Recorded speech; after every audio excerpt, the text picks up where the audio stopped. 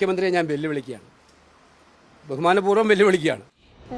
ഇങ്ങനെ ഇടയ്ക്കിടെ മുഖ്യമന്ത്രിയെ വെല്ലുവിളിക്കലാണ് ഇപ്പോഴത്തെ ട്രെൻഡ്. KC വേണുഗോപാലായിരുന്നു ഈ വെല്ലുവിളി തുടങ്ങി വെച്ചതെങ്കിൽ പിന്നീട് അത് VD സതീശൻ ഏറ്റെടുത്തു. ഇതൊക്കെ കണ്ടുകൊണ്ട് ഒരു സംവാദത്തിന് ക്ഷണിച്ചാൽ കോൺഗ്രസ് നേതാക്കൾ എത്തുമെന്ന പ്രതീക്ഷയൊന്നും വേണ്ട. സമയമാവുമ്പോൾ എന്തെങ്കിലും തൊടുന്യായം പറഞ്ഞ് ഒഴിവാകാനാണ് മിക്കവാറും സാധ്യത. കേരളത്തിൽ എങ്ങനെയെങ്കിലും ഒന്ന് ചുവടുറപ്പിച്ച് പാർട്ടി പിടിച്ചെടുക്കാനാണ് KCയുടെ നീക്കം. അതിനാണ് മുഖ്യമന്ത്രിയെ ലക്ഷ്യമിട്ടുകൊണ്ടുള്ള ഈ കരുനീക്കം. അതായത് മുഖ്യമന്ത്രിയെ വെല്ലുവിളിക്കുന്നതിലൂടെ പ്രതിപക്ഷത്തെ പ്രധാന നേതാവ് താനാണെന്ന് പ്രഖ്യാപിക്കുക കൂടിയാണ് KC വേണുഗോപാൽ. മുഖ്യമന്ത്രിയുമായി സംവാദത്തിന് തയ്യാർ, സ്ഥലവും സമയവും മുഖ്യമന്ത്രിക്ക് തീരുമാനിക്കാം എന്ന മട്ടിൽ സതീശനും തന്റെ പ്രഖ്യാപനം നടത്തി. അതായത് പ്രതിപക്ഷ നേതാവായി താൻ ഇവിടെയുണ്ട്, ഡൽഹിയിൽ നിന്ന് വന്നവനൊന്നും ഇവിടെ ഇറങ്ങി പ്രതിപക്ഷ നേതാവ് കളിക്കേണ്ടെന്ന് സാരം. ജോൺ ബ്രിട്ടാസിന്റെ പാർലമെന്റിലെ പ്രവർത്തനങ്ങളെ പ്രകീർത്തിച്ചും UDF എംപിമാരെ വിമർശിച്ചും മുഖ്യമന്ത്രി നടത്തിയ അഭിപ്രായത്തിനെതിരെയായിരുന്നു KC വേണുഗോപാൽ വെല്ലുവിളിയുമായി എത്തിയത്. മുഖ്യമന്ത്രി അതിന് കൃത്യമായി മറുപടിയും നൽകി. ഇത് കേരളത്തെ സംസ്ഥാന സർക്കാർ അതിദാരിദ്ര്യമുക്തമായി പ്രഖ്യാപിച്ചതുകൊണ്ട് സംസ്ഥാനത്തിനുള്ള ഭക്ഷ്യധാന്യ വിതരണത്തിൽ മാറ്റമുണ്ടാകില്ല എന്ന് നേരത്തെ തന്നെ കേന്ദ്ര ഭക്ഷ്യ പൊതുവിതരണ മന്ത്രി പ്രഹ്ലാദ് ജോഷി UDF എംപിമാരെ അറിയിച്ചല്ലോ. 6 ലക്ഷത്തോളം വരുന്ന കുടുംബങ്ങൾ AAY കാർഡിൽ നിന്നും പുറത്താവുമെന്ന് പ്രചരിപ്പിച്ചവർക്കാണ് ഈ മറുപടിയിലൂടെ തിരിച്ചടി ലഭിച്ചിരിക്കുന്നത്.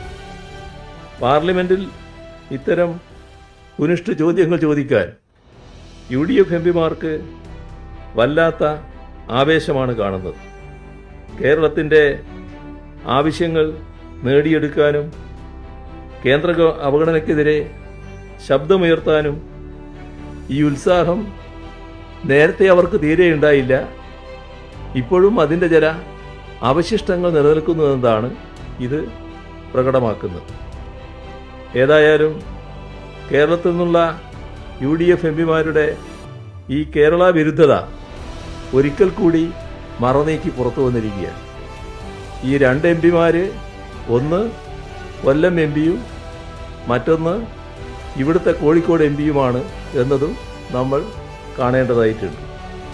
അതിനൊക്കെ മറുപടിയാണ് KC വേണുഗോപാലിനുള്ളവരിൽ നിന്ന്, KC വേണുഗോപാലിനെ പോലുള്ളവരിൽ നിന്ന് ജനങ്ങൾ പ്രതീക്ഷിക്കുന്നു.